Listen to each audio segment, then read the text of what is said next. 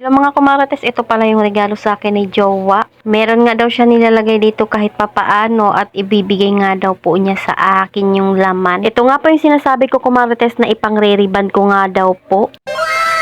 Regalo niya nga po ito sa akin at medyo malaki nga rin po yung inabot. Siyempre inilabas ko na nga rin po yung pangregalo ko sa kanya at inilagay ko na nga rin po dyan. Tawa nga po ako kumarates kasi dapat sa Pasko ko pa nga po ito ibibigay pero siyempre ibinigay ko na nga pero hindi pa naman binubuksan. Ito pala yung binigay sa akin nung kinukuhaan ko ng soft drink. Binibilhan ko nga rin po ng itlog at mantika. Binigyan niya nga rin po kami ng regalo. Nakakatuwa talaga kumarates na yung mga taong hindi mo ina-expect magbigay ay binigyan nga po kami ng regalo. Balot na nga rin po ako ng regalo para sa mga inaanak ko. Syempre para pag maligaw nga po sila dito ay meron akong maibigay. At sa mga pamangkin nga po ni Gerald. Habang ako nga po ay nagbabalot ng mga regalo, si Jowa nga po ay nagbabantay ng tindahan at yung panganay ko nga po ay naglilinis.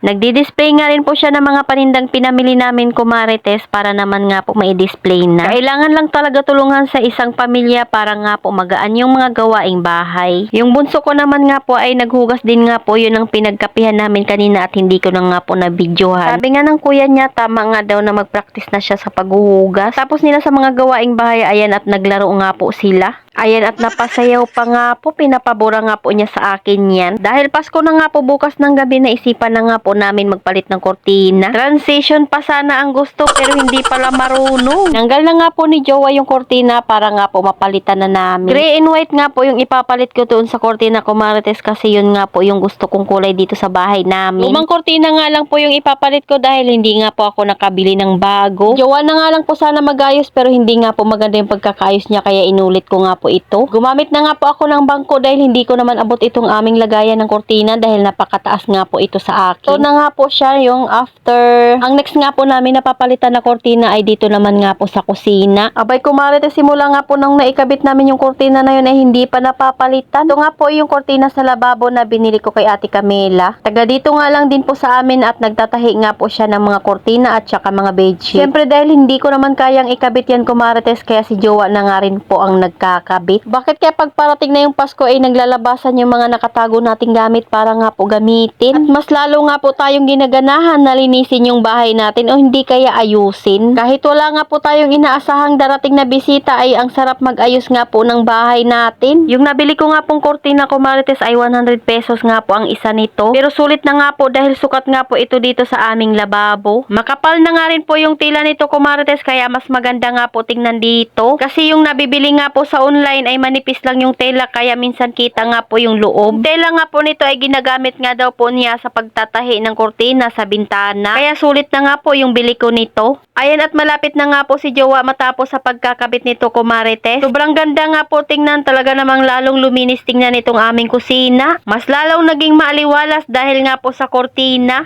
Pinapalagay ko na nga rin po pala yung basahan dyan na nilabhan ko na nga po ito nung nakarang araw. Magre-refill na nga rin po ako ng mga kulang na mantika at toyo dito sa lagayan namin. Wala na nga rin po kaming magic sarap at saka ng asin. Ito ko nga po nilalagay yung stock namin kumarites sa cabinet. Para nga po hindi nakakalat sa kusina kumarites. O di ba magagamit na namin yung ibinigay sa amin? Sinalinan ko na nga po yung mantika dahil napakakunti na nga lang po ng laman niya. Magdadagdag nga lang po ako doon sa soy sauce namin dahil kalahati na lang po yung laman. Bagong hugas naman yung lagayan nito kaya hindi ko na nga po huhugasan. Mas mabilis talaga nauubos sa amin yung soy sauce kisa nga po sa suka at pati. Lalagay na nga rin po ako ng magic sarap dahil napakakunti na nga lang po nito. Ito nga po muna sa baso para nga po yung dating nakalagay dito ay mapupunta sa ibabaw. Hindi ko na nga rin po huhugasan dahil kahuhugas ko lang nito nung nakaraang araw. Magdadagdag na nga lang din po ako ng asin kumarites dahil napakakunti na nga lang po ng laman nito. Masarap talaga mayroong stock sa kusina para nga po magsasalin ka na lang. Inubos ko na nga rin po yung asin kumarites dahil last na nga po iyon. Pagkatapos ko ngang magsalin ay ibabalik ko na nga po siya doon sa taas ng cabinet. Nakakatuwa talaga itong aking nabili na cabinet, talaga namang marami kang mailalagay dito. Ito na nga po yung pinaka-resulta kumarites nung paglilinis namin. Tignan nyo naman yung kortina, talagang bumagay nga po siya dito. Ayan at puno nga rin po yung aking mga condiments at saka yung may mini grocery nga po dyan dahil yan nga po ay mga bigay sa amin. Dahil nagbigay nga rin po sa trabaho ni Jowa ng grocery. At nakapwesto na nga po yung itlog na ibinigay din sa amin iyan. May pa-flower pa nga po ako dito kumarites para naman hindi boring yung aking kusina. Bili na rin pala ako ng bigas kumarites dahil kaunti na nga lang po ito. Salamat sa panonood. Follow for more. God bless us.